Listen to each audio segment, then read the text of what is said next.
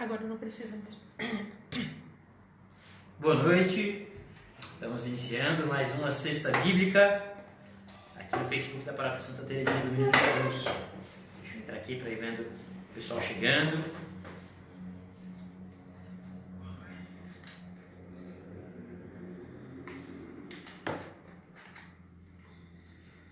Compartilhar aqui na minha página.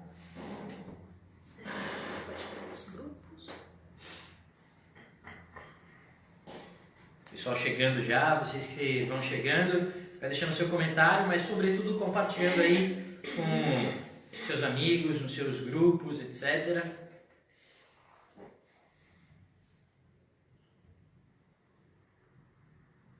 Deixa eu colocar aqui no nosso grupo da Sexta Bíblica.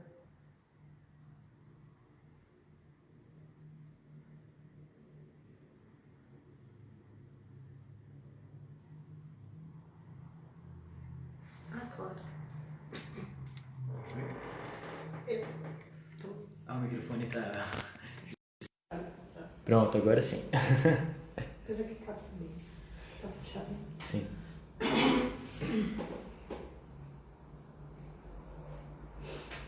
bom?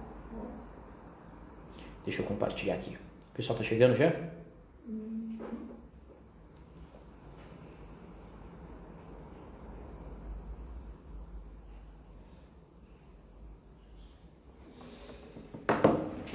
Boa noite, Zilda. Boa noite, Sônia, Benedita, Salete. Vocês que vão chegando, vão compartilhando aí no Facebook de vocês, nos grupos de vocês. E assim nós vamos chamando os nossos irmãos para participarem hoje da Sexta Bíblica com a gente. Aqui está o tema da nossa Sexta Bíblica, o Sermão da Montanha, Mateus capítulos 5 a 7. Então você vai pegando já a sua Bíblia também e nós vamos nos aprofundar no conhecimento da Palavra de Deus mais ainda. Semana passada foi bastante coisa, né? A gente falou sobre o batismo de Jesus, a gente ficou ali no capítulo 3 de Mateus. Hoje a gente vai falar rapidinho sobre o capítulo 4, mas a gente não vai ficar nele. A gente já vai lá para o capítulo 5, do 5 ao 7. Claro que a gente não vai ver tudo, mas a gente vai ver ali o principal, o substancial do Sermão da Montanha de Jesus. Deixa eu compartilhar aqui no meu Facebook, que eu não estou conseguindo.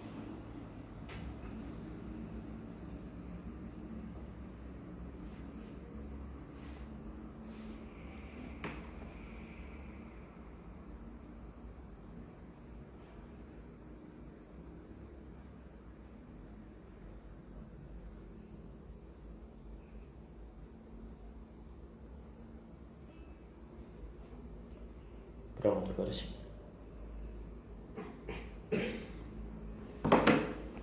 Virgínia, boa noite, Deus abençoe. Boa noite, Lourdes. Mandem aí nos grupos do WhatsApp de vocês. Marise, boa noite. Saudade. A Karen tá falando que sentiu falta de você semana passada aqui. Pessoal, logo tá chegando a festa Santa Teresinha, né? Olha só. Marise, vem vender camiseta.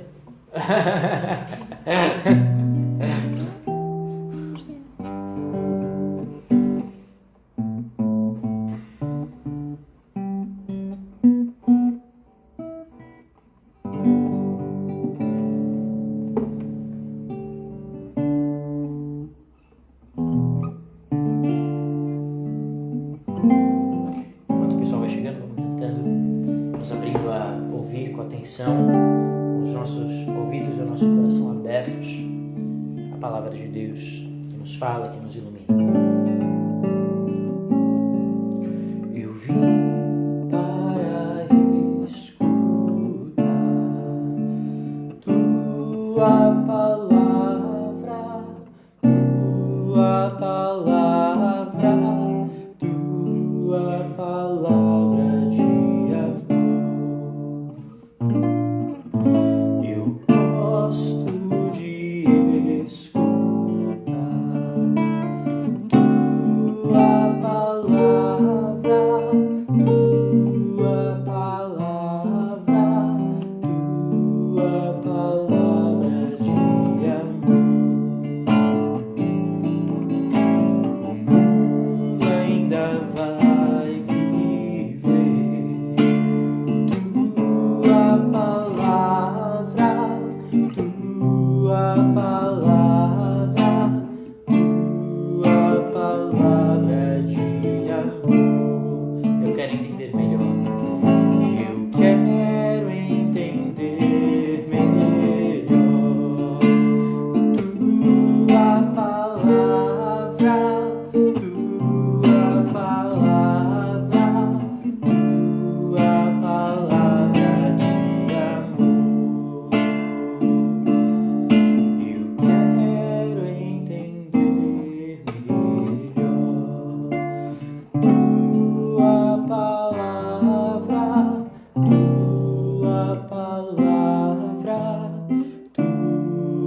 palavra de amor.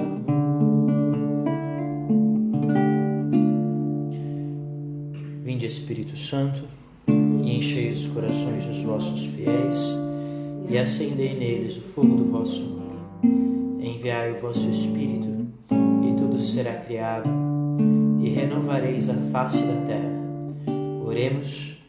Ó Deus, que instruístes os corações dos vossos fiéis com a luz do Espírito Santo, fazei que apreciemos retamente todas as coisas, segundo o mesmo Espírito, e gozemos sempre da sua consolação. Por Cristo Senhor nosso. Amém. Em nome do Pai, do Filho e do Espírito Santo. Amém. O pessoal aí continua mandando os comentários.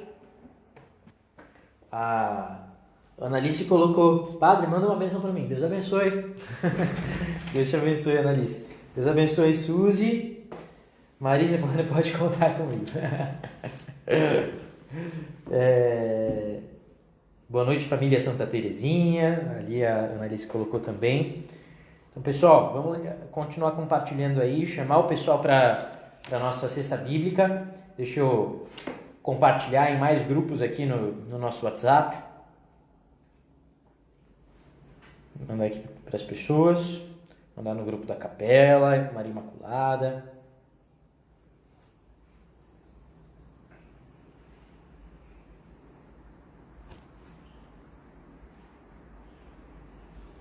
E você vai pegando aí já a sua Bíblia também.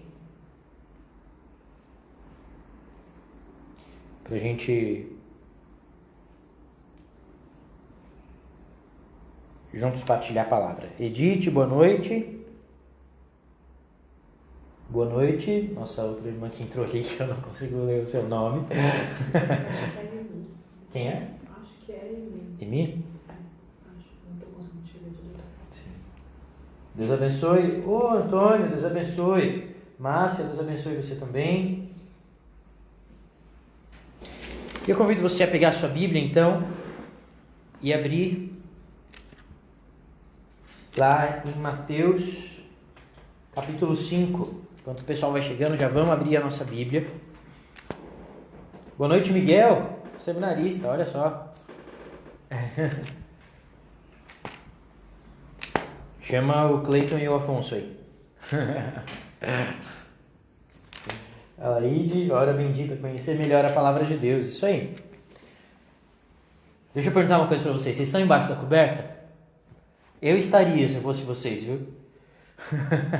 Quem está embaixo da coberta aí diz: minha mão está congelando aqui, vocês não têm noção. Essa igreja é gelada, nessa esquina aqui, onde o vento faz a curva.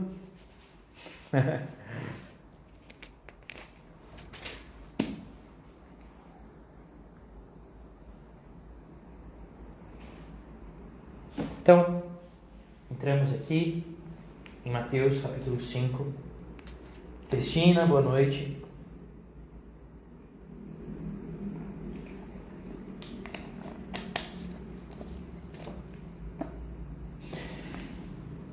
Então, abriram aí a Bíblia de vocês. Quem tem participado das nossas cestas bíblicas, lembra que quando a gente falou do Evangelho segundo São Mateus, pela primeira vez ali, a gente falou um pouco da estrutura do Evangelho. A gente disse que existem 5 sermões no Evangelho segundo São Mateus. E que nos remetem aos primeiros 5 livros da Bíblia. Ou seja, ao Pentateuco. A Suzy falando ali que está embaixo da coberta. Oh, beleza. Eu também quero. Deus abençoe Simone.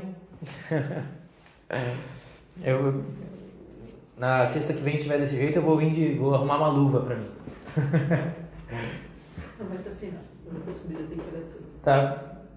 A Marisa tá todo mundo embaixo da coberta. Olha só. Eu coloquei na postagem lá no Instagram que o pessoal separa a coberta e uma caneca de alguma coisa quente. Um chocolate quente ia ser bom agora, né? Também. Um chá, né? Então, vocês se lembram disso? Que nós temos 5 sermões do Evangelho segundo São Mateus. E, justamente, as nossas próximas cestas bíblicas vão ser sobre esses 5 sermões do Evangelho segundo Mateus. Então hoje nós entramos no primeiro desses sermões, que é o Sermão da Montanha. A Simone falando ali, espero que não esteja. Também espero, viu? Mas segundo as previsões, não estará. A temperatura já começa a subir a partir de segunda-feira. Então, esses 5 sermões, como eu dizia, agora vamos para frente aqui, vamos parar de conversa. Como eu dizia, esses 5 sermões, eles nos remetem aos 5 primeiros livros da Bíblia. Nos remetem ao que a gente chama de Pentateuco e ao que os judeus chamavam de a Torá. Ou seja, a lei. Que é mais do que lei, no sentido que a gente entende hoje. A Torá, e aqui a gente pode compreender a Torá como o conjunto do Antigo Testamento, mas aqui em sentido estrito é o Pentateuco, Gênesis, Êxodo, Levítico, Números e Deuteronômio, os 5 primeiros livros da Bíblia. São a lei, mas no sentido de aquilo que é o caminho da vida. A verdade que conduz a vida para o povo israelita. Então, era o cerne do caminho dado por Deus para o seu povo. Era a Torá. E esta Torá remetia, por sua vez, a uma pessoa, a uma figura, que era Moisés. Moisés era considerado como o autor da Torá, o autor dos 5 primeiros livros da Bíblia. O que, claro, historicamente não se verifica, até porque no Pentateuco nós vemos retratada, escrita a morte de Moisés. Ele não poderia escrever a própria morte. Mas, de qualquer modo, quando nós vemos esses 5 grandes sermões no Evangelho segundo São Mateus, nós vemos Jesus como o novo Moisés. Aquele que traz a nova lei. Aquele que vem restaurar o povo de Deus. Vem trazer à plenitude aquilo que o povo da antiga aliança vivia. Vem trazer a nova aliança e assim reunir o novo Israel para o Pai. Tudo isso, quem estava nas outras cestas bíblicas, a gente falou. A gente falou que no Evangelho segundo São Mateus nós encontramos Jesus como novo Moisés. Nós encontramos Jesus como novo Davi. Nós encontramos o novo Israel.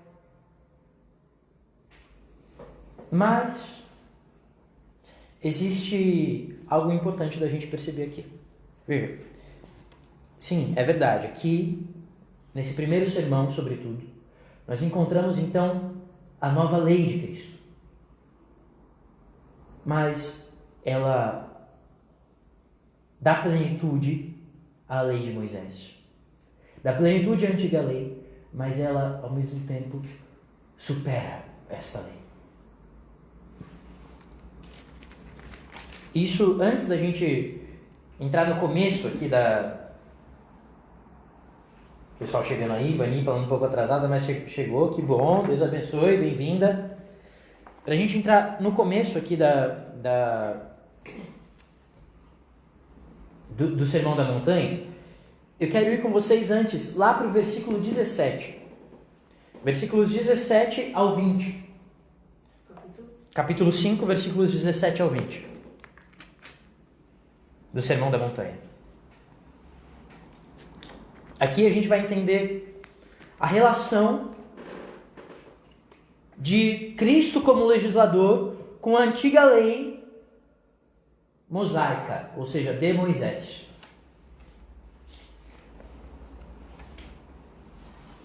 Acharam aí? Mateus 5, do 17 ao 20. Veja o que a gente lê aqui. Não penseis que vim abolir a lei e os profetas. Não vim abolir, mas completar. Aqui está nessa tradução, ou seja, dar pleno cumprimento. Talvez esteja na tua tradução. Quando a gente lê aqui a lei e os profetas, entenda-se aqui o Antigo Testamento. Em palavras simples a gente pode compreender isso. Jesus não veio abolir o Antigo Testamento. E ele diz, eu não vim para abolir, mas para dar pleno cumprimento. Ou seja, isso quer dizer que todas as leis e todas as profecias do Antigo Testamento se cumprem plenamente em Cristo. Nas palavras de Cristo, na vida de Cristo, na ação de Cristo. É aquilo que a gente já tem falado em todas essas cestas bíblicas. O Novo Testamento e o Antigo Testamento, eles não podem ser lidos separados um do outro. Mas então a gente continua aqui. Em verdade eu vos digo, antes que passem o céu e a terra, nem a mínima letra ou traço serão tirados da lei, até que se cumpram todas as coisas.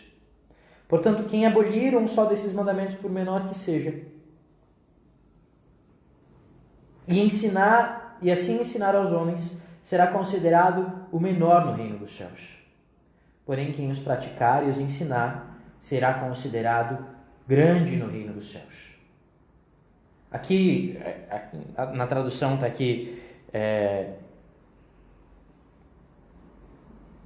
nem a mínima letra ou traço, aqui, dependendo da tradução de vocês, pode estar vírgula ou iota, enfim, tem diversas traduções possíveis, mas quer dizer, o menor traço da lei que for descumprido vai fazer com que a pessoa seja considerada o menor no reino dos céus. Ou seja, ele não veio para abolir a lei, mas por outro lado, no versículo 20 a gente lê uma outra coisa aqui. Com efeito, eu vos digo, se a vossa justiça não superar a dos escribas e a dos fariseus, não entrareis no reino dos céus. Antes da gente voltar aqui para o capítulo 5, para o começo do capítulo 5, que começa com as bem-aventuranças, é muito importante a gente compreender esse versículo aqui. Inclusive eu citei esse versículo na sexta passada. Se a vossa justiça não superar a dos escribas e a dos fariseus, vós não entrareis no reino dos céus. Veja, ele diz aqui, o Senhor diz, coisas que parecem até contraditórias entre si. Primeiro ele diz que ele não veio para abolir a lei e os profetas. Depois ele diz que se a justiça dos discípulos dele não superasse a justiça dos escribas e dos fariseus, ou seja, daqueles que seguiam essa lei, eles não entrariam no reino dos céus. Quem são os fariseus, meus irmãos? Quando a gente pensa em fariseus, mestres da lei, a gente que está acostumado a ouvir o evangelho, a gente pensa logo nisso em um sentido completamente negativo. A gente pensa, nossa, os fariseus eram aquelas pessoas horríveis que maltratavam os outros, que subjugavam os outros. Fariseu pra gente é um xingamento. Nossa, você é um fariseu. Não é verdade? O mestre da lei é aquela pessoa hipócrita que... Mas um fariseu não era isso em si. O fariseu era um dos tantos grupos judaicos que existiam na época de Jesus. Como nós ouvimos no evangelho de hoje, existiam também os saduceus. E aqui a gente não vai entrar nesse detalhe. Mas os judeus, como hoje, não são um grupo homogêneo, único. Mas existe uma heterogeneidade entre os judeus. E os fariseus eram muito importantes para o povo judeu. Eles tinham sido muito importantes na história da fé do povo judeu. Quando, historicamente, o povo estava enfrentando um momento muito difícil, a sua fé estava sendo ameaçada, eles foram aqueles que se firmaram na lei e disseram, não, nós nos manteremos fiéis à lei. E garantiram que, não sozinhos, é claro, mas dentre eles estavam aqueles que garantiam que o povo não se desviasse das suas origens. Então eles eram bem conceituados. Eles eram tidos como aquelas pessoas exemplos de seguimento da lei de Deus. Exemplos de pessoas que conheciam a lei de Deus. Então, imagina só. Você é um judeu médio. Você é um judeu, um pescador. E você começa a seguir Jesus. E você admirava aquelas pessoas que eram os fariseus. Aqueles que eram, para todo mundo, o exemplo de pessoas que conheciam a lei. E de repente, esse Jesus que você começa a seguir fala assim, olha, se a tua justiça não superar a justiça deles, você não vai entrar no reino dos céus. Isso aqui tem um peso muito grande. Olha só, o João Celino está assistindo de Santo Antônio de Jesus, na Bahia. Bem-vindo, João. Isso aqui tem um peso muito grande. Então a gente precisa compreender bem o que significa isso. Então, isso aqui tem dois sentidos que se complementam.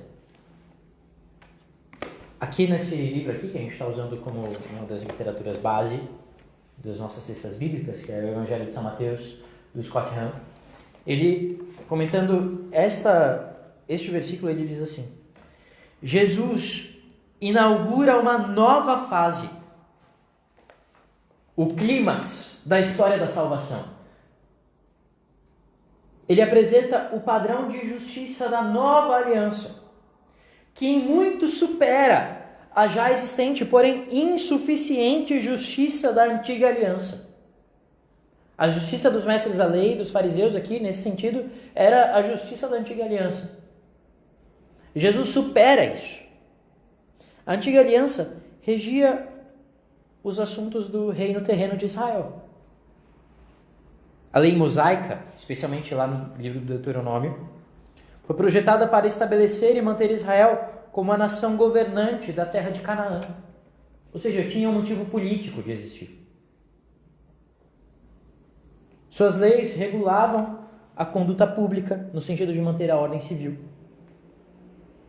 Portanto, exigia um padrão externo de justiça que definisse o povo de Deus como uma nação constituída.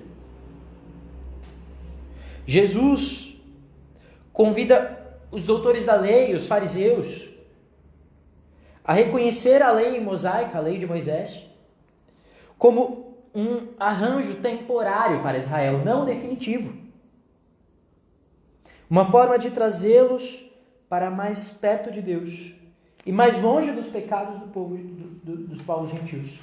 Veja, se a gente abre a nossa Bíblia lá na frente agora, em Mateus 19.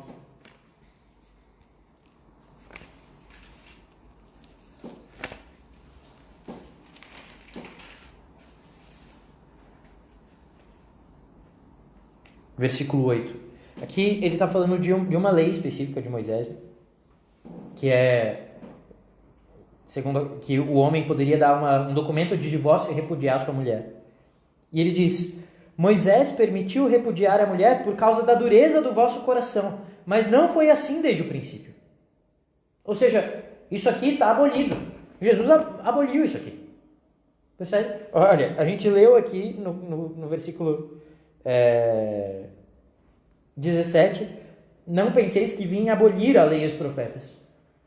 E agora aqui em Mateus 19, a gente vê Jesus falando contra uma lei de Moisés. Está vendo? Mateus 19, versículo 8. Aí depois ele diz o contrário. Ora, eu vos digo, quem repudia sua mulher, fora o caso de união ilícita, ou seja, que não era um casamento de verdade, se casa com outra, comete adultério. E agora? O que acontece afinal? Então, continuando aqui.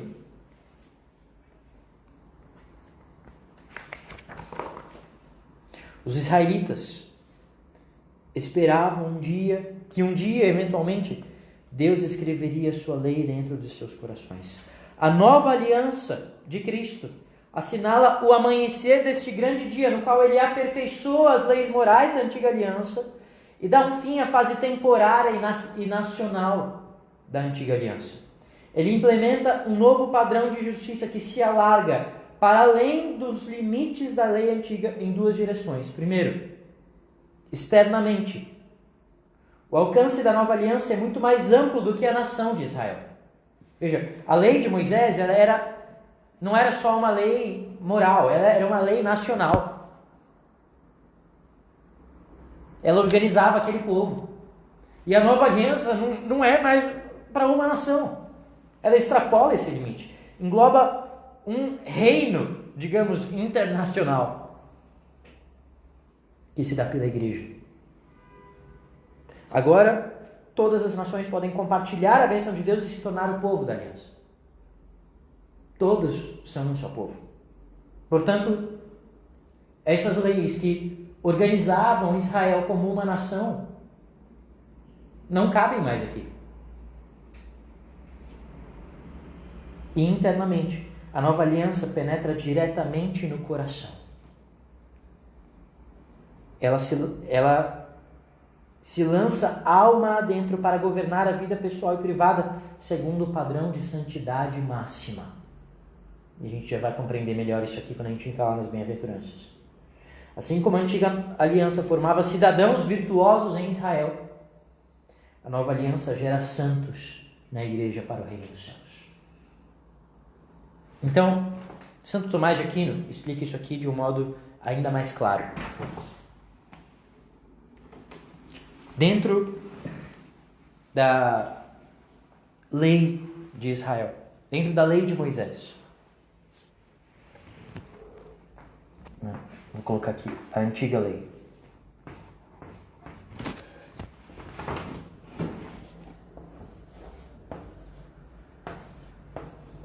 Existiam 3 grupos de leis. Santo Tomás de Aquino que clareia isso aqui pra gente.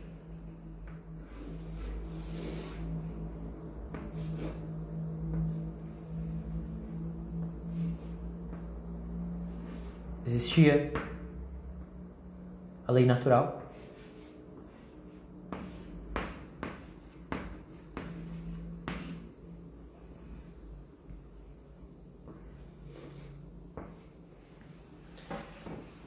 existia a lei, as leis, né? Vou colocar assim para diferenciar ali da lei no sentido amplo de legislação das leis. Então, leis naturais, leis judiciárias,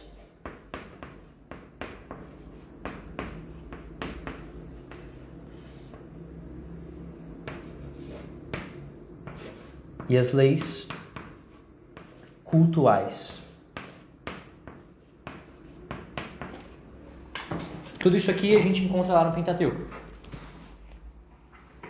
Então, se você abrir sua Bíblia aleatoriamente, pega a sua Bíblia e abre aleatoriamente, quase, né? Nem sempre você vai conseguir, mas lá no Deuteronômio, por exemplo,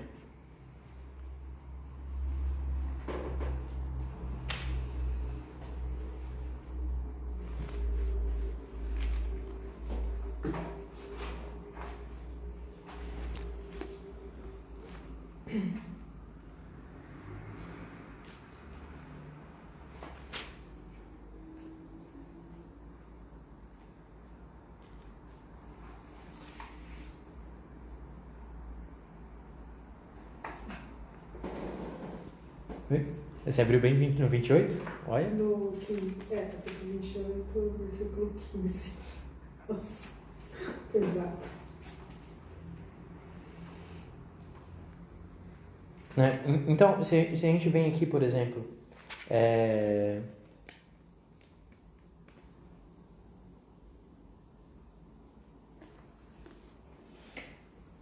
Deuteronômio 24, versículo 5.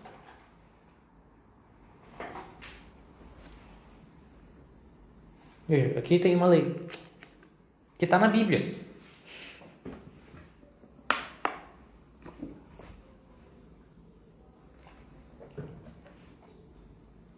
E aqui eu vou convidar vocês a identificarem aqui se é uma lei natural, uma lei judiciária ou uma lei cultual. Olha, então eu vou explicar aqui antes o que é cada uma delas, né? Porque eu não expliquei. Mas deixa aí abertinho. Deuteronômio 24, 5. O que é, começar por baixo aqui, uma lei cultual? É uma lei que regulava o culto do povo de Israel. O culto no templo, enfim. Então, como é que se dava como é que se davam os sacrifícios, por exemplo? O que é que tinha que fazer ou não para se aproximar do templo? Que tipo de animal que era? Enfim, as leis de pureza ritual. O que é que poderia comer ou não para se tornar puro, para se aproximar do culto do templo. Isso aqui são leis cultuais. As leis judiciárias são aquelas que organizavam o povo como uma nação. Leis como a gente tem no Brasil, entende? Isso tem na Bíblia.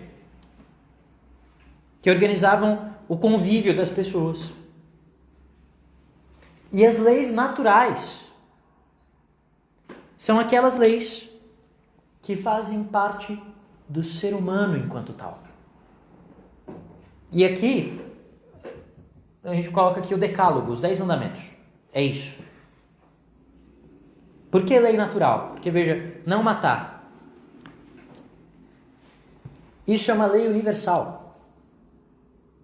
Não existe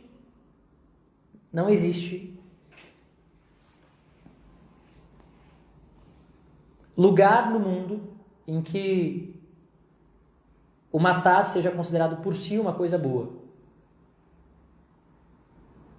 Você não mata o seu amigo, você mata o seu inimigo, mesmo que seja numa guerra. Entende?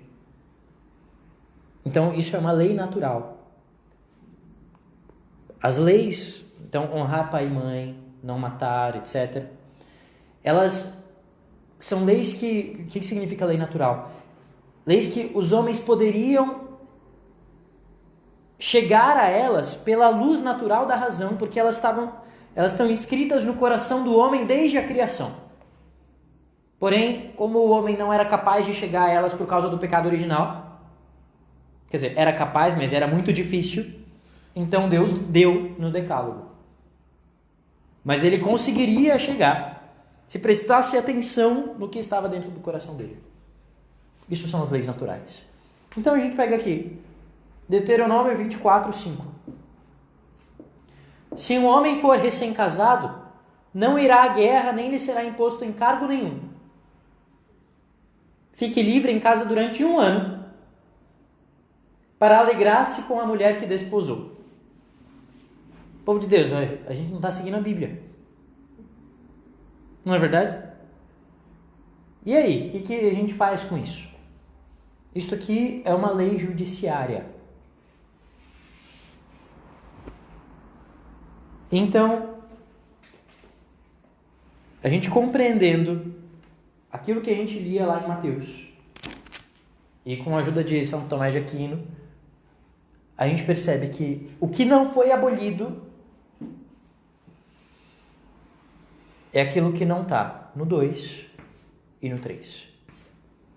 As leis judiciárias de Israel foram abolidas por Jesus.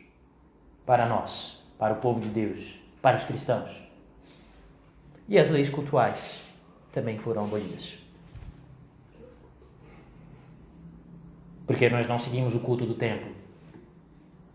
O que ficou foi a lei natural. Ou seja, aqui, os 10 mandamentos. O decálogo. Decálogo significa 10 palavras. Deca, 10, logos, palavra. Ou seja, os 10 mandamentos. Foi isso que não foi abolido pelo Senhor. E tudo aquilo que está em torno disso. Ou seja, toda a lei e os profetas seja, tudo aquilo que não é lei judiciária ou lei cultual, mas está em torno dos 10 mandamentos, que podem ser resumidos no amor a Deus e ao próximo. Isso não foi abolido por Cristo. Pelo contrário, foi levado a pleno cumprimento. E isso significa o fato de Jesus ter vindo nos chamar a superar a justiça dos escribas e dos fariseus. Além disso, existe um outro sentido muito, muito, muito importante. Por que é que o Senhor tem tantos embates com os escribas e os fariseus?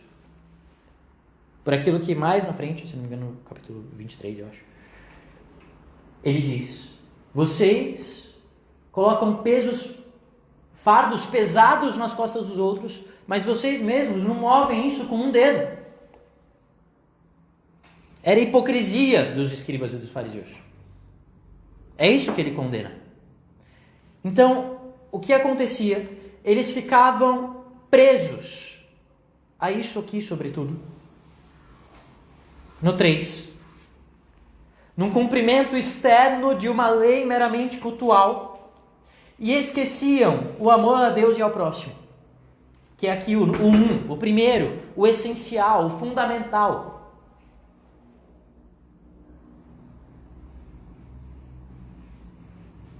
Então, ele vem nos levar à plenitude da lei, que é o viver conforme ele mesmo viveu.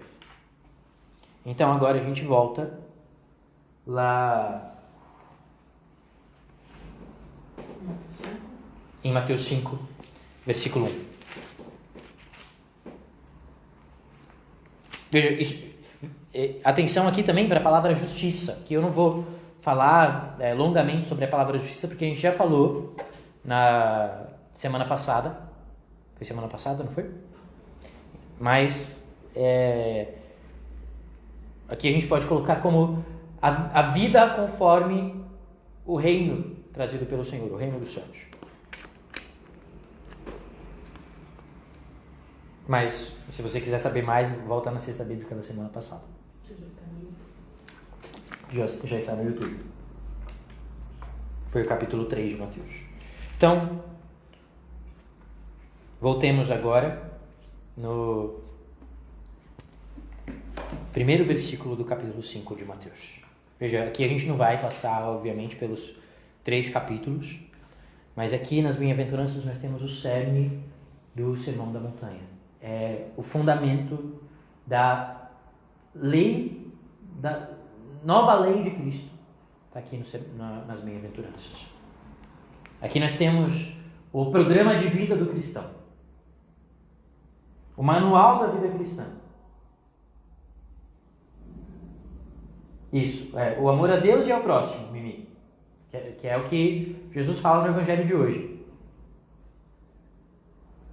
O amor, amar a Deus sobre todas as coisas e ao próximo como a ti mesmo.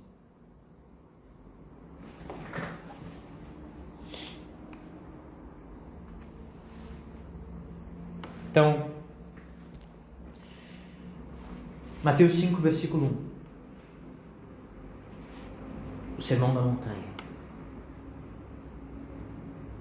Ao ver as multidões, Jesus subiu a montanha e sentou-se. Os seus discípulos aproximaram-se dele. Então, abrindo a boca, começou a ensiná-los, dizendo... Essa introdução aqui, meus irmãos, ela é importante. Ele vê as multidões, ou seja, aqui nós não temos só o pequeno grupo dos discípulos, mas as multidões, ou seja, são todos que são chamados a viver isso que ele vai ensinar. Ele sobe a montanha, o que nos lembra Moisés subindo ao Monte Sinai, de onde veio a lei, o Decálogo. A montanha, ela é sinal dos mais altos preceitos da justiça dados por Deus para nós.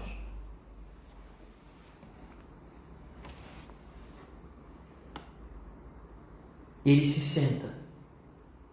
O sentar-se aqui é a atitude do mestre, do rabino que ensina com autoridade. E depois, olha a solenidade do versículo 2. Não se diz simplesmente, Jesus começou a dizer. Não. Então, abrindo a boca, começou a ensiná-los, dizendo. Tem toda uma introdução solene para o ensino de Jesus.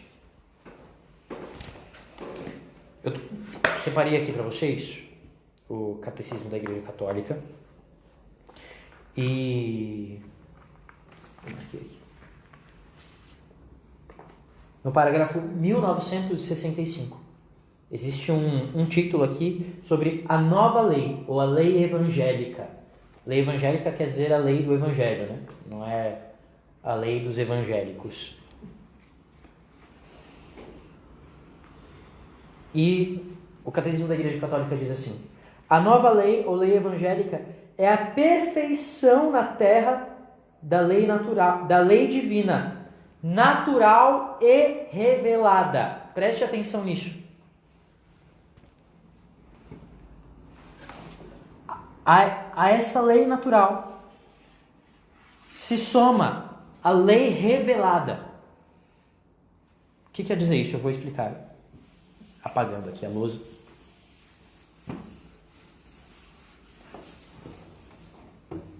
Nós temos a luz natural da razão, a nossa inteligência dada por Deus. E com a luz natural da razão, a gente consegue chegar à existência de Deus.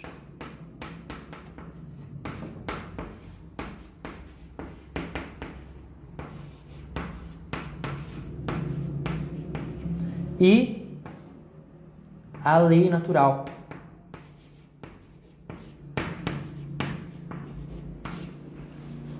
Colocada por Deus na nossa consciência.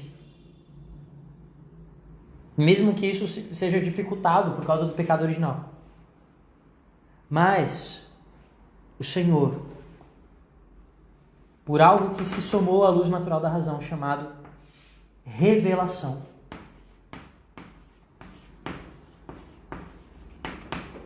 ele fez duas coisas. Ele iluminou isso aqui, tornou para nós evidente isso, ou seja, ele pegou e escreveu aquilo que estava dentro da gente. Ele pegou e escreveu e falou, ó, tá aqui, ó. Você não consegue enxergar? Tá aqui, tô desenhando para você. E deu decálogo lá, e se revelou, falou, ó, eu tô aqui, eu existo, tá difícil de enxergar? Então tá bom, tô aqui. Mas ele deu mais. Ele deu mais. Ele deu aquilo que nós não conseguiríamos acessar pela nossa razão. Ele nos chamou a participar da vida dele, da vida divina.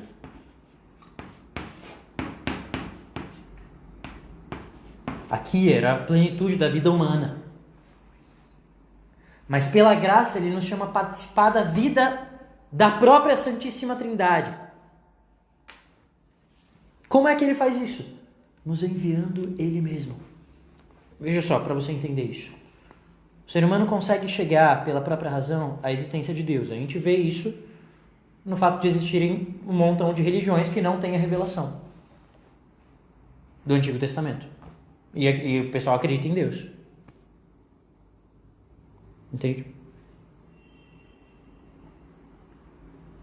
Mas a revelação cristã, sobretudo, existe a revelação pré-cristã e a revelação cristã, que é a plenitude da revelação. A revelação cristã nos trouxe uma novidade aqui. Nos mostrou que esse Deus é Trindade. E isso a gente não conseguiria chegar só pela luz da razão. O ser humano não consegue chegar a isso. Não conseguiria concluir, não conseguiria deduzir isso. E como é que ele nos revelou isso? Como é que ele revelou que ele é Pai, Filho e Espírito Santo? Não foi dizendo assim, olha, eu sou Pai, Filho e Espírito Santo. Não. Foi nos enviando o Filho. E nos dando o Espírito dentro de nós. Ou seja, ele desce a nós para nos fazer subir até ele.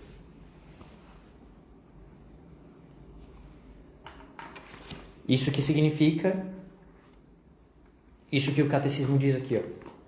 A nova lei, a lei evangélica, é a perfeição na terra da lei natural, da lei divina, natural e revelada.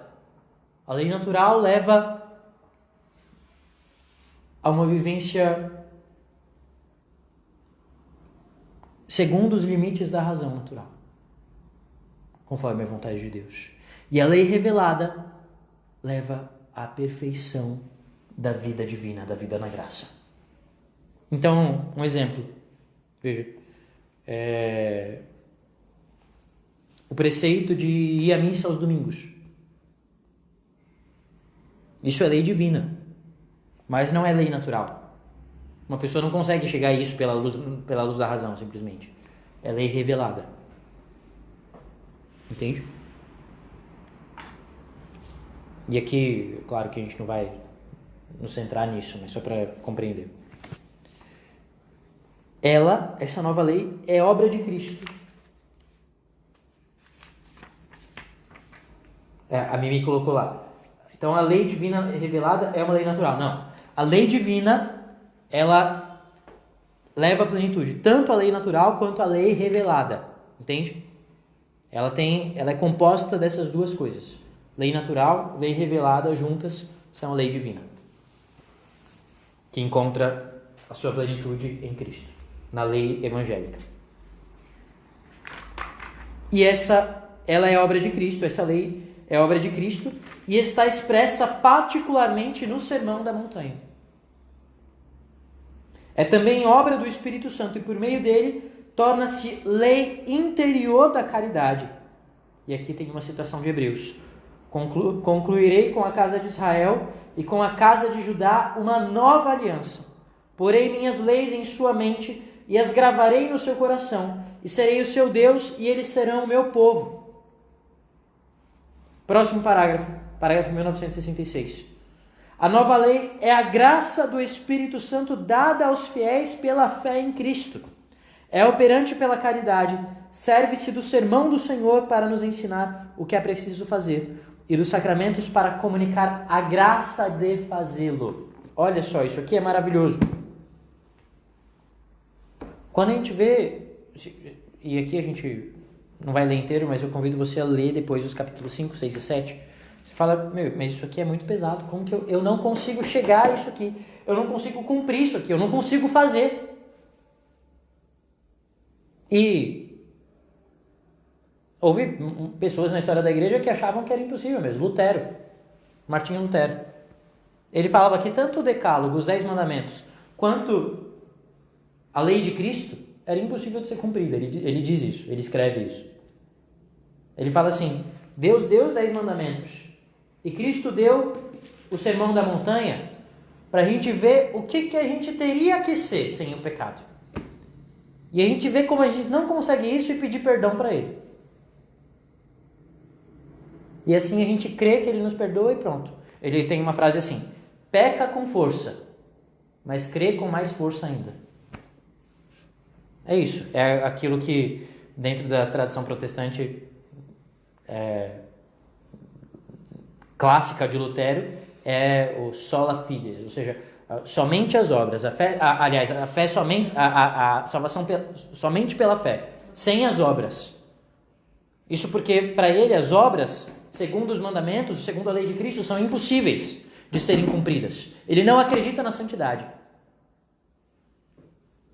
Mas para nós não é assim.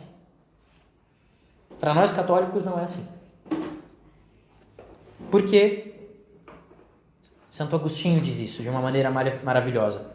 Ele diz isso pedindo para Deus. Olha que ele reza para Deus. Ele diz assim, Senhor, dá-me o que me ordenas e ordena-me o que quiseres. Compreende? Dá-me a graça de cumprir o que me ordenas. Então o Senhor pode me ordenar, pode me mandar fazer o que o Senhor quiser. É isso que a gente acredita. A gente acredita que sim, a salvação vem pela fé, ou seja, pela ação da graça em nós, a partir do momento em que nós recebemos o dom da fé, mas essa fé opera pelas obras. Essa fé não é somente um verniz exterior, como uma toalha limpa que você coloca numa mesa suja. Não, é uma transformação interior. E pela graça do Espírito Santo é possível chegar à santidade, é possível cumprir os mandamentos, é possível cumprir a palavra de Cristo, é possível viver as bem-aventuranças. Não é uma utopia, é impossível. Santa Teresinha diz isso. Ela diz: o bom Deus não nos inspiraria desejos irrealizáveis. Ele não ia dar pra gente o sermão da montanha e falar: sejam isso e aquilo, hajam desse jeito e daquele jeito, só pra gente ver que é impossível. Seria crueldade de Deus. Pra gente sofrer? Não. Nós acreditamos na santidade. E todos nós, todo cristão pode chegar à santidade. Veja, Jesus realiza o sermão da montanha diante das multidões, não diante só dos apóstolos, diante de um grupinho. Todo batizado é chamado à santidade. E essa santidade é expressa aqui no sermão da montanha. Então, vejamos aqui. Deu para entender então? Olha só. Aqui no parágrafo 1966, isso é muito claro. Ó. No sermão do Senhor, né, aqui no Sermão da Montanha, sobretudo, Jesus nos ensina o que é preciso fazer. E pelos sacramentos, pelo batismo, pela Eucaristia, Ele nos dá graça para conseguir fazer.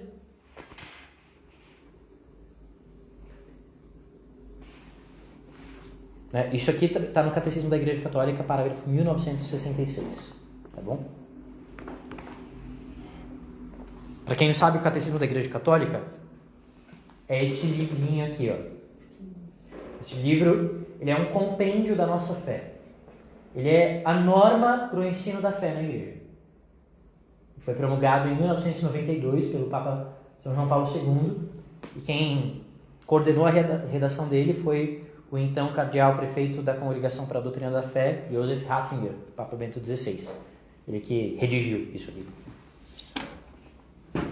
Então agora, finalmente, vamos lá para as bem-aventuranças, né? Então, isso aqui vai falar de uma palavrinha chamada santidade.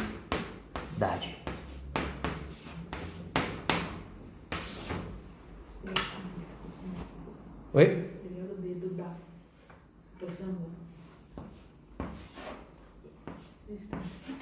santidade. Se a vossa justiça não superar a justiça dos mestres da lei e dos fariseus, vós não entrareis no reino dos céus. Isso mesmo, Mimi. A fé opera pelas obras. Fé sem obras é morta, como nós lemos na carta de São Tiago.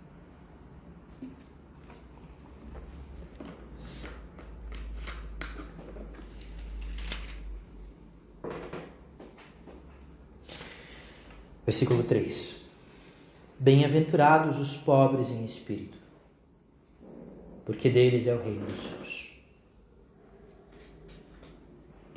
Bem-aventurados os que choram, porque serão consolados.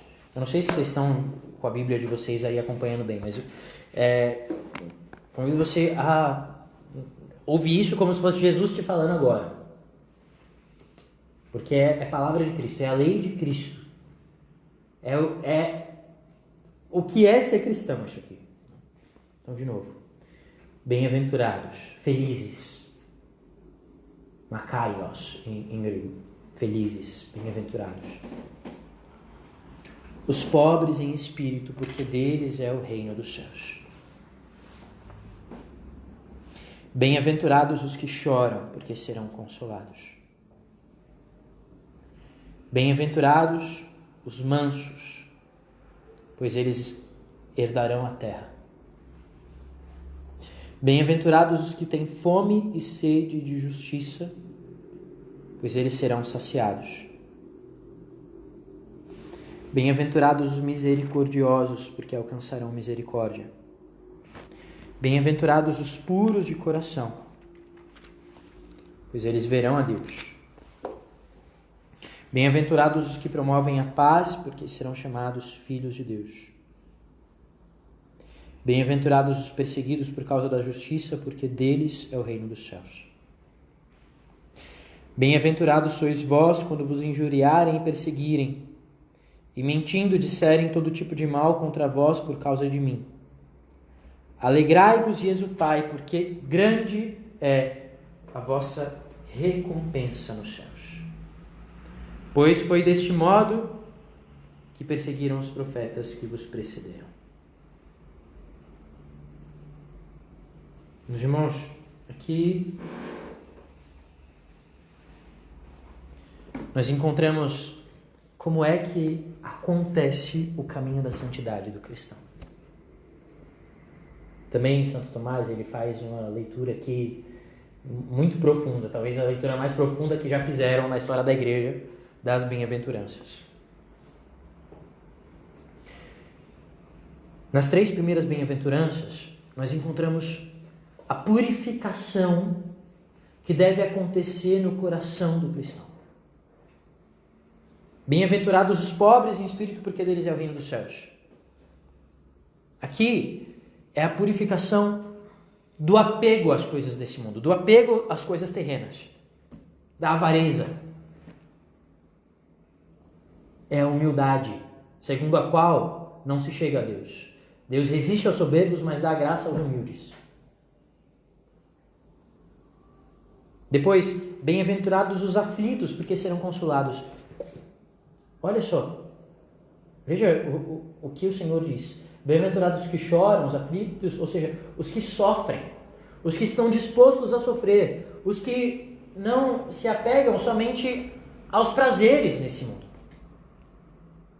Estão dispostos a sentir dor, dispostos a sentir dor. Deles é o reino dos... Eles serão consolados. Bem-aventurados os mansos, porque eles herdarão a terra. Veja, nas 3 primeiras bem-aventuranças nós vemos a purificação da alma.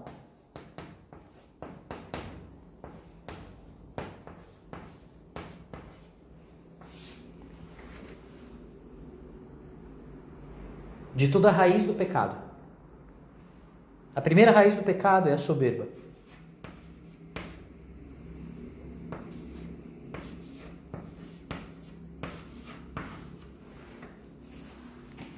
A soberba, o orgulho.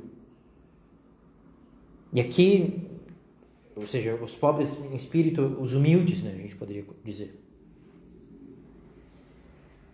Tá dando para entender a letra? Não, esse dia está errado. Oi? Esse dia está no lugar errado. Ah, esse dia está no lugar errado. Obrigado. O Karen estava fazendo careta aqui.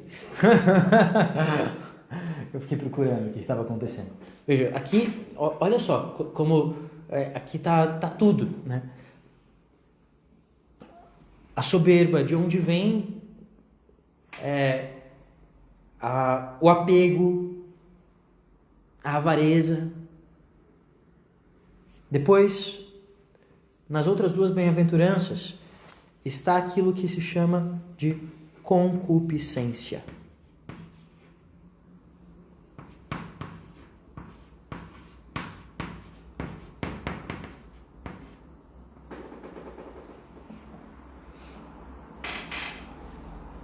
Aliás,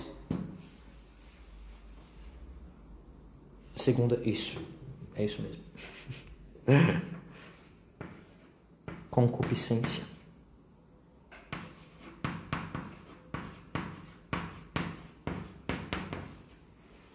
E aqui é a nossa busca pelo prazer a qualquer custo.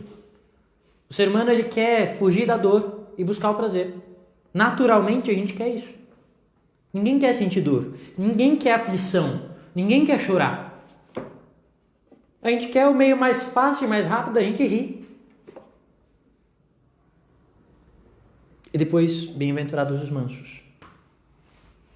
Aqui está o apetite irascível, assim chamado, né? Ou seja, a ira.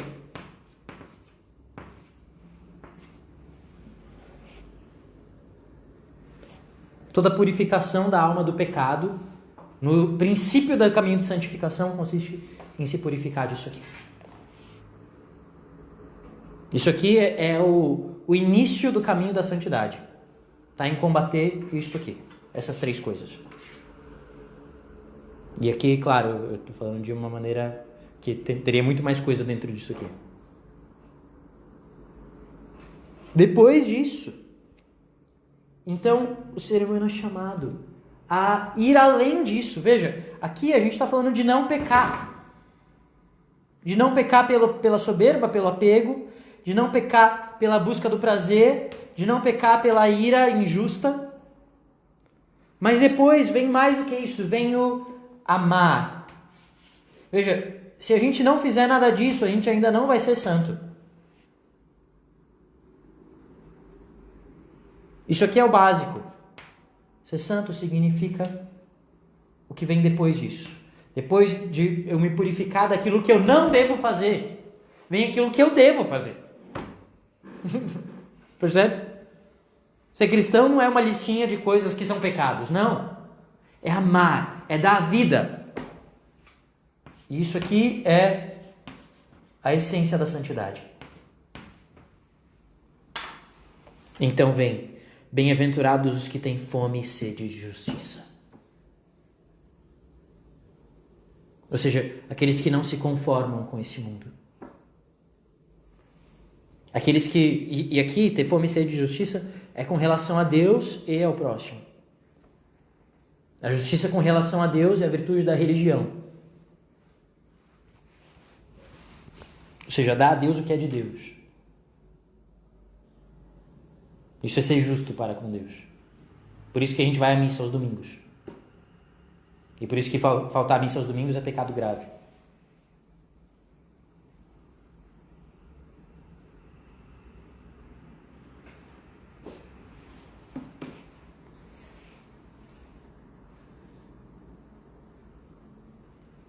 E depois a justiça com relação ao próximo.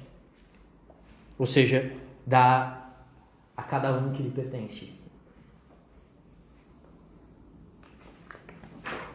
Aqui, no comentário aqui do Scott Hahn, ele diz assim: aqueles que anseiam por viver rigorosamente de acordo com a vontade de Deus são os que têm fome e sede de justiça. Sua prioridade é buscar o reino de Deus e sua justiça. No fim, eles serão satisfeitos na vida eterna. Bem-aventurados os misericordiosos, porque alcançarão misericórdia. Aqui é a misericórdia para com o próximo, que significa, sobretudo, o perdão. Bem-aventurados os puros de coração, porque verão a Deus.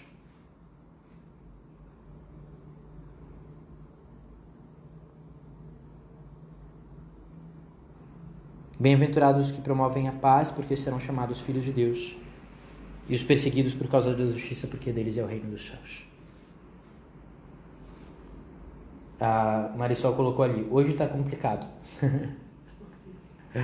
É o frio, a Karen falou aqui. Agora, eu vou desenhar uma outra coisinha aqui para vocês, que vai ajudar a compreender o que é isso aqui, tudo aqui que eu estou falando. Uma coisa que também é de Santo Tomás de Aquino. Quem fez o curso dos dons do Espírito Santo vai entender melhor isso aqui.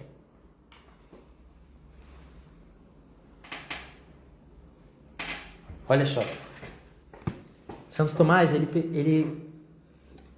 o que é tudo isso que a gente está falando? A gente está falando que isso aqui é o caminho da santidade, mas que só é possível pela ação do Espírito Santo na alma. Só é possível com a graça. Isso aqui são ações concretas, mas que vêm, segundo Santo Tomás de Aquino, da ação dos dons do Espírito Santo em nós. Então ele relaciona, olha só, cada uma das bem-aventuranças com um dom do Espírito Santo. Então, a primeira bem-aventurança, os pobres em espírito. Deixa eu apagar aqui.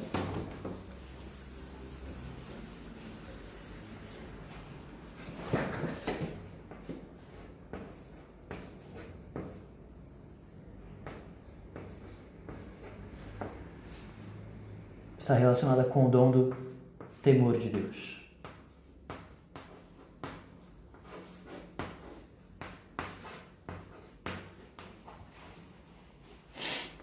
Depois, a segunda bem-aventurança.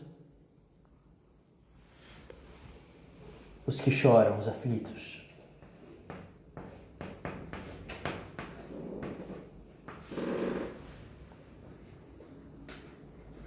O dom da ciência.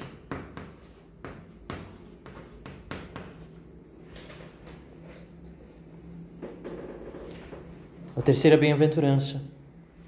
Os mansos.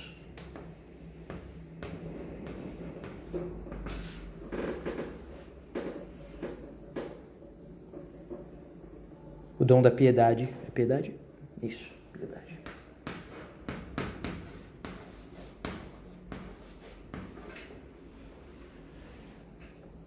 A quarta bem-aventurança.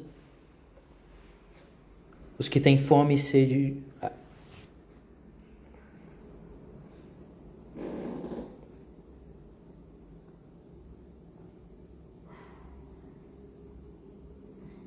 Que fome e sede de justiça. A justiça. A fortaleza. E aqui, claro, a gente não vai falar sobre cada um deles, mas, por exemplo, aqui, veja, quer ter fome e sede de justiça? É buscar, acima de tudo e apesar de tudo, a justiça do reino dos céus. E o que é o dom da fortaleza? É, apesar de todas as circunstâncias contrárias, permanecer fiel. Ou seja, é o dom que dá a graça de viver a bem-aventurança.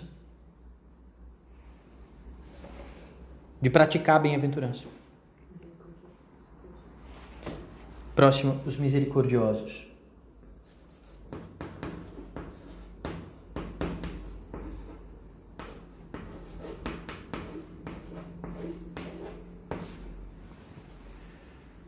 Dom do conselho.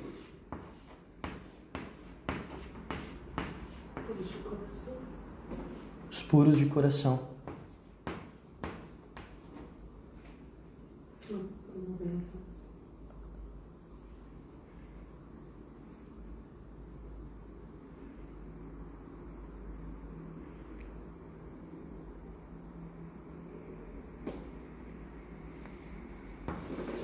Dom do entendimento.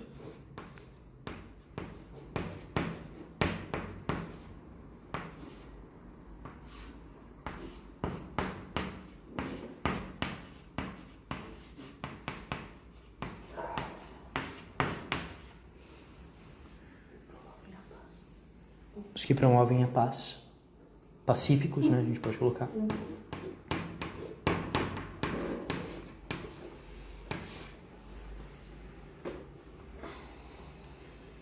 Dom da sabedoria.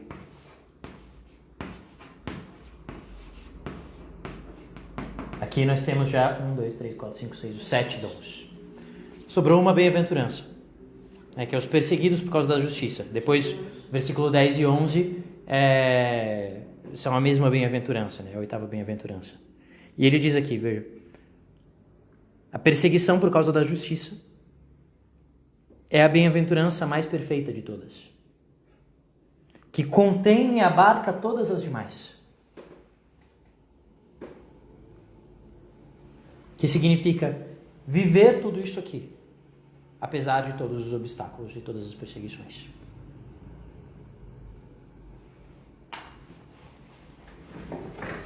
Pessoal, o que é que a gente está dizendo aqui, né? Por que eu quis fazer essa relação com os dons do Espírito Santo, com a santidade, enfim, com a ação da graça dentro de nós? Porque, senão, fica só um monte de coisas que a gente lê aqui, né? Então, depois a gente vai ler aqui por exemplo, lá no versículo, Mateus 5, versículo 22. Eu vos digo, todo aquele que tratar seu irmão com ira será réu no julgamento. E aí você lê isso aqui e fala, não, mas é impossível viver isso aqui. Aí você fala, nossa, é difícil o negócio. E simplesmente fica um monte de coisas que são curiosidades que você conhece aqui da Bíblia. Entende? E aí, o que ia adiantar? Mas é essencial a gente compreender isso. A justiça que supera a dos mestres da lei e dos fariseus é a justiça que vem pela ação da graça em nós. E como é que a gente busca a vida na graça? Pelos sacramentos, pela oração. Sem isso, é impossível. Sem esse lado direito, é impossível viver o lado esquerdo. O que é o lado direito? Os dons do Espírito Santo. E os dons do Espírito Santo a gente só tem pela vida na graça.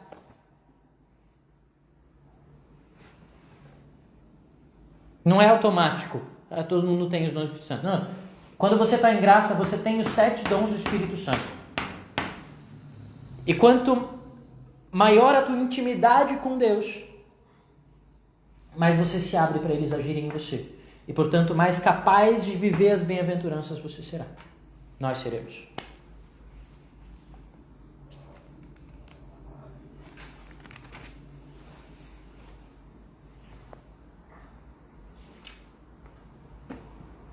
Nós temos ainda algum tempo. Eu queria, então, pular um pouquinho.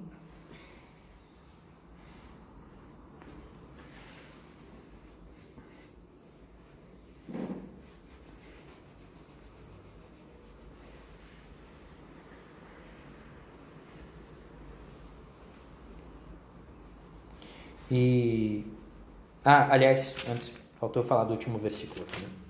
Versículo 12. Então, é em ordem aqui que nós vivemos isso aqui, né? Isso aqui é muito importante.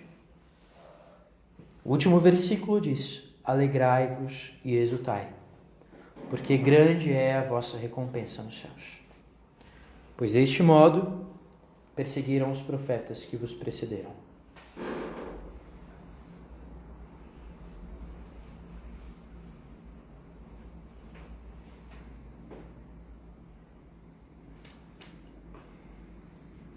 Todo mundo quer ser feliz. Né? Existe um desejo natural do ser humano para a felicidade. Esse desejo natural do ser humano para a felicidade é um desejo de Deus, no fundo. Todo mundo deseja Deus, todo mundo deseja o céu, só que não sabe disso. Nem todo mundo sabe que deseja Deus. Sim, eu vou mandar para vocês completo. Tem depois, isso aqui não está completo. Ainda tem uma terceira coluna que é das virtudes. As virtudes teologais e cardeais, que são 7. Né? Fé, esperança, caridade, prudência, fortaleza, temperança e justiça. Então, essas 7 virtudes também se relacionam com isso aqui. É muito legal.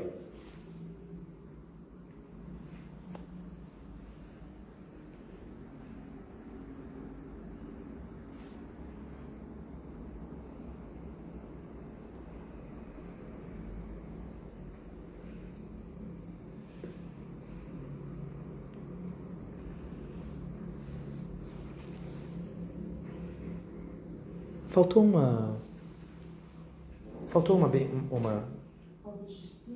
bem-aventurança. Pobre de espírito. Mansos, que têm fome e sede de justiça, misericordiosos. Não faltou não. Promovem a paz e perseguidos por Tá certo. Tá certo. Então, veja, eu dizia aqui, né? Todo ser humano almeja a felicidade. E as bem-aventuranças, o catecismo diz isso, respondem ao desejo natural de felicidade do ser humano. Como é que o ser humano busca a felicidade?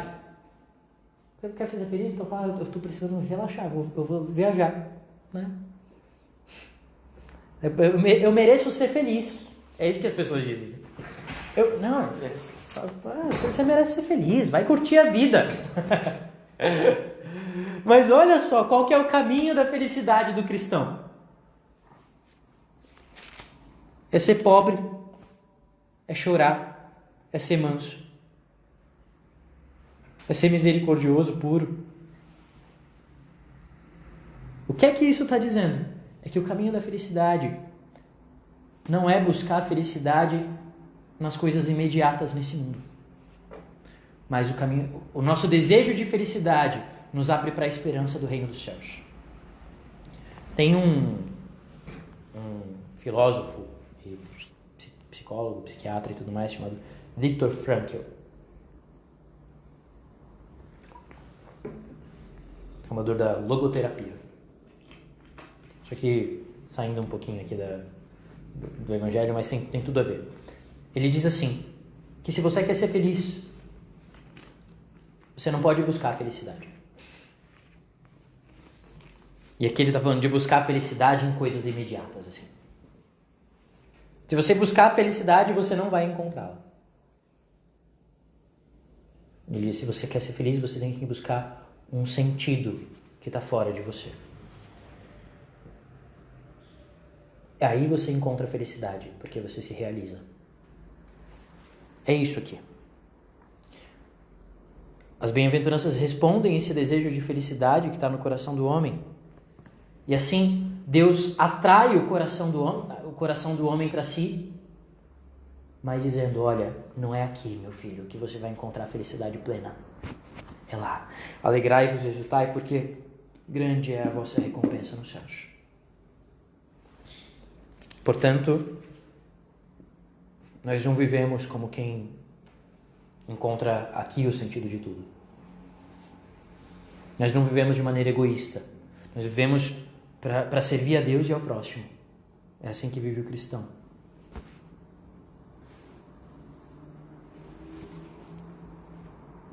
E aí encontra a felicidade. Veja, quando se vive para o outro, encontra-se a felicidade para si.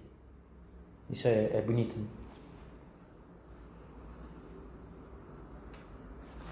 Então, mais para frente, nós encontramos ali, andando aqui um pouquinho, vamos agora percorrer um pouco sobre o restante do Sermão da Montanha, tá?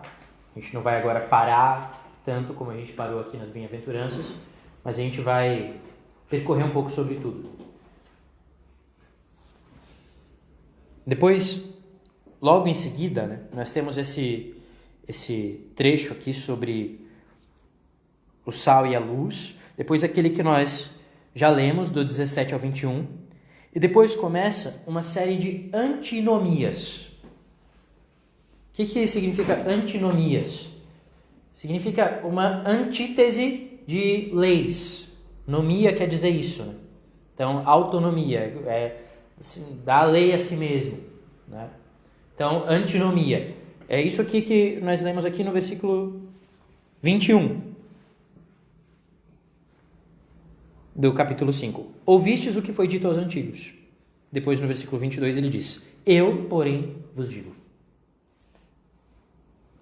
Vocês ouviram o que foi dito na lei antiga. Eu, porém, digo a vocês. E aqui ele está falando com autoridade divina. Ou seja, ele supera Moisés. Porque Moisés não era eu vos digo, era o Senhor diz. Agora, ele diz como o Senhor da lei. O Senhor da nova lei. Então ele plenifica a lei antiga de Moisés. Não cometerás homicídio. Veja, ele não revoga isso. Mas ele dá isso pleno cumprimento. Porque ele dá o sentido do espírito da lei. E assim ele chega ao coração do homem. E assim nós temos em diversas coisas isso. Sobre o homicídio, sobre o adultério, o não jurar, o olho por olho. Chega ali o amor aos inimigos. E depois temos no capítulo 6 as 3 práticas que alimentam a vida cristã.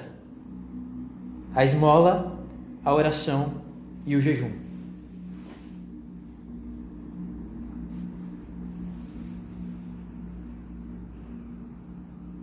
No ensinamento sobre a oração, nós temos a oração do Senhor, que é o Pai Nosso.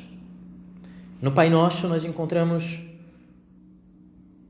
resumida em forma de oração a lei das bem-aventuranças, praticamente.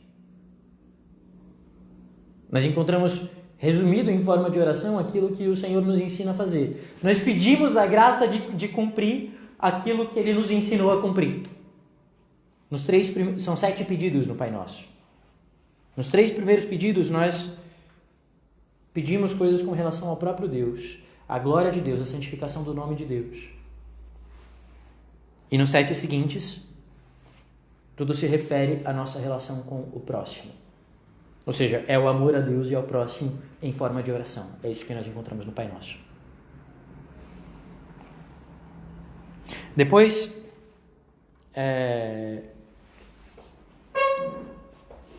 nós seguimos aqui com outros ensinamentos e nós vamos chegar mais lá na frente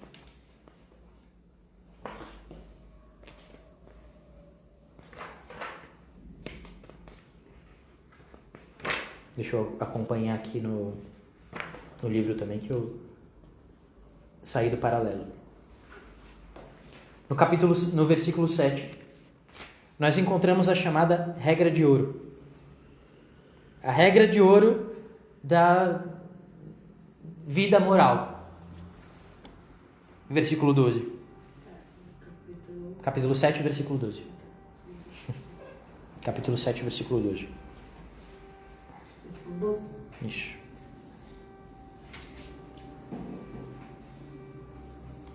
Esta aqui é a regra de ouro. Talvez esteja até aí o título. Tudo, pois, quanto quereis que os outros vos façam, fazei também vós a eles. Isso aqui já aparecia de maneira parecida no Antigo Testamento. Mas, geralmente, antes de Jesus, essa regra aparecia de maneira diferente. Aparecia numa forma negativa. Ou seja, o que você não quer que os outros não façam, não faça para eles também.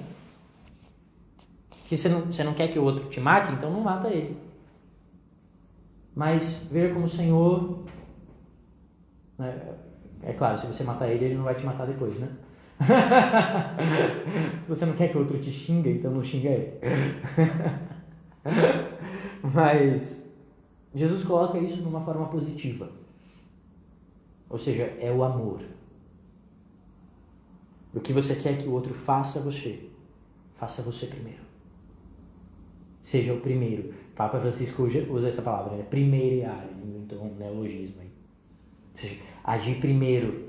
Não esperar que o outro faça. Faça você a ele primeiro. Esta é a lei e os profetas. Ele resume tudo nessa regra de ouro.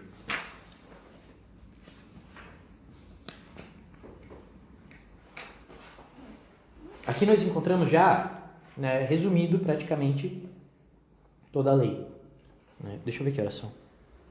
Temos alguns minutos ainda. E se isso até aqui pode assustar a gente, eu quero voltar em um outro versículo que pode assustar mais ainda.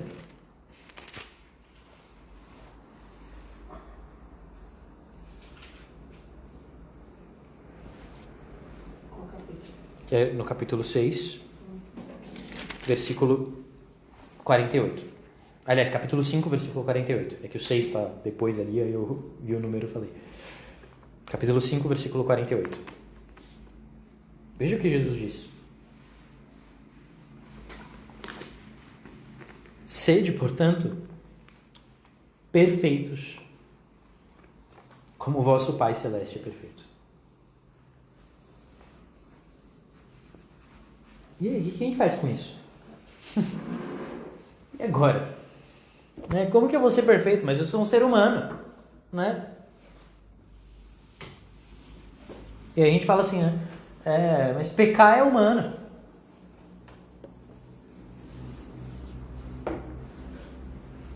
É por isso que o Senhor disse que se a nossa justiça não superasse a justiça dos escribas e dos fariseus, nós não entraríamos no reino dos céus. O Senhor nos chama a perfeição. E aqui, perfeição igual a santidade. Porque Ele nos dá o Espírito Santo, que é o próprio Deus, que é perfeito. E o Espírito Santo, quando nos eleva à vida divina, torna possível para nós, sim, perfeição evangélica, a perfeição no amor, a santidade. Isso é possível, como a gente dizia lá no começo.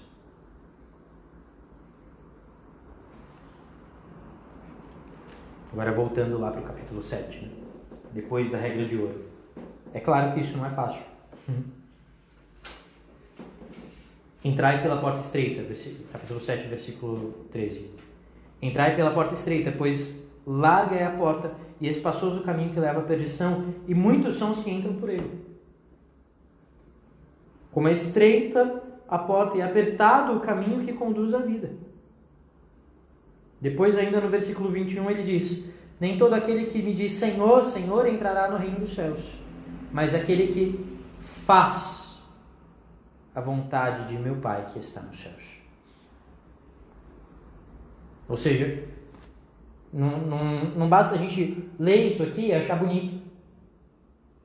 Nós precisamos acreditar que sim, nós podemos cumprir isso aqui. E nós desejamos cumprir isso. Eu bati aqui a garante que estava batendo na porta. Nós desejamos cumprir a vontade de Deus. E nós nos abrimos à ação da graça em nós, que torna possível cumprir a vontade de Deus.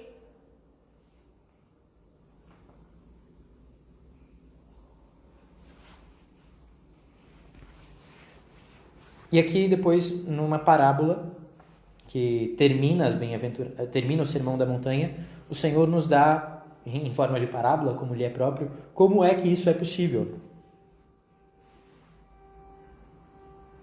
Todo aquele que ouve essas palavras e as põe em prática é como um homem sensato que construiu sua casa sobre a rocha. Caiu a chuva, vieram as enchentes. Os ventos deram contra a casa, mas a casa não desabou porque estava construída sobre a rocha. E quem ouve essas minhas palavras e não as põe em prática é como um homem insensato que construiu sua casa sobre a areia. Caiu a chuva, vieram as enchentes, os ventos sopraram e deram contra a casa e ela desabou. E grande foi a sua ruína. Veja.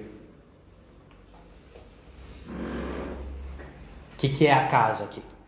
Vou fazer um esqueminha aqui. Então,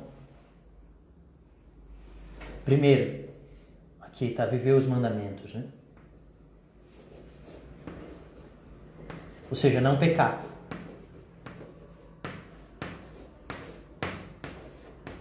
Dizer não àquilo que é contrário à vontade de Deus. Se purificar do nosso orgulho, da nossa busca desordenada pelo prazer, da nossa ira injusta. Mas não é só isso a vida cristã.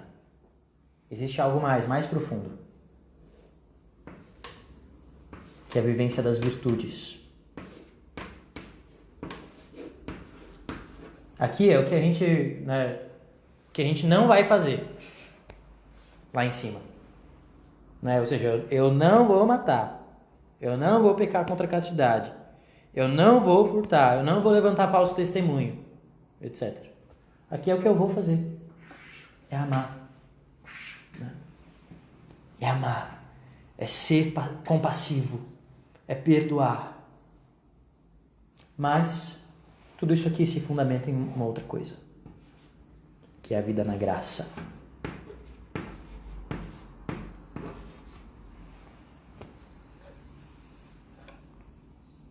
Aqui é a rocha. É Cristo. É Cristo. Cristo é a rocha que nos dá o Espírito Santo que nos faz capaz de viver tudo isso aqui. Que está aqui no Sermão da Montanha. Voltando lá pro catecismo. Deixa eu ver. Tem 1 minuto.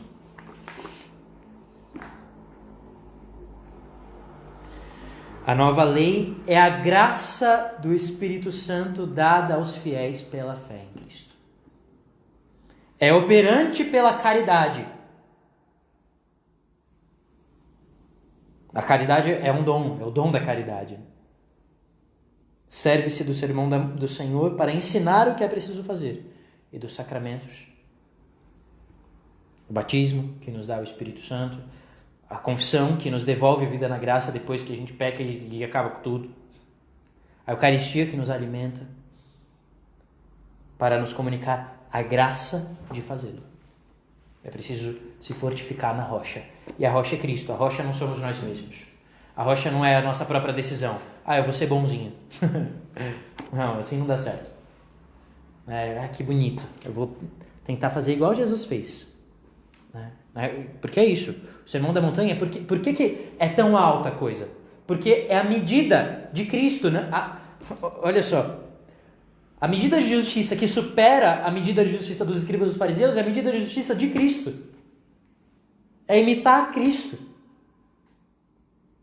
Mas para imitar Cristo é preciso se configurar interiormente a Cristo pela graça. Pela ação do Espírito Santo em nós.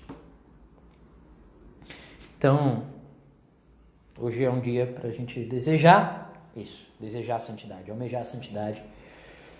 E pedir ao Senhor que não seja um desejo distante, mas seja um fortalecimento isso da nossa vontade concreta. E assim nós busquemos em nossa vida, pela graça, pela busca das virtudes, pela renúncia àquilo que é contrário aos mandamentos de Deus, a justiça do reino dos céus, mesmo que seja difícil, mesmo que haja perseguições, mesmo que haja obstáculos. Amém? Deixa eu olhar os comentários de vocês aqui, antes de dar a bênção final.